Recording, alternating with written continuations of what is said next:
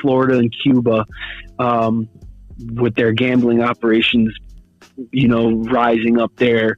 Another new stronghold for them would be Vegas, and that's where Bugsy would put himself at the top. And he really made a name for himself. People were wondering who this very good-looking and flamboyant man was, mingling with the high class and fine women all around him.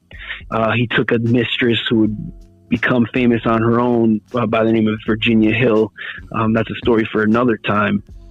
And he would, he would ask the syndicate to finance his Flamingo casino, which was really the first major casino out there in Vegas. And it's still around today. And at first, Bugsy came to the syndicate and he said it would be a little bit over $1 million to set this Flamingo casino up. And as time went on, the price tag on the casino was going up and up, and he kept asking for more money to the syndicate, asking for more money over the few year span.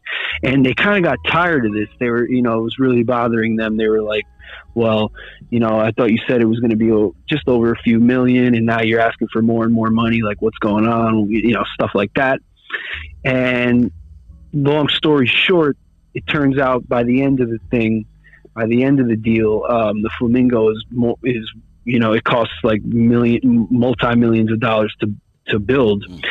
And they find out that Bugsy had been skimming lots of money off the top, and that was really what the problem was there. And this really ultimately led to his demise there.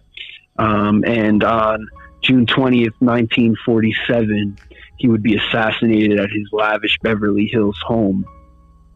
But the key point to make about the key point to make about Bugsy Siegel when you're, discussing him, I believe, is that he really is called the father of Las Vegas. And, Las Vegas really wouldn't be what it is today without Bugsy Siegel. Mm-hmm. And apparently he found the name Bugsy disrespectful, from what I understand. No one said it to his face. It was always behind his back, because it was crazy as a bed bug or something, from what I remember reading. Yep. Yeah, that is what I've heard. I think that goes with a lot of guys. Read the same thing about Lucky Luciano. People didn't call him Lucky to his face; they called him Charlie Lucky.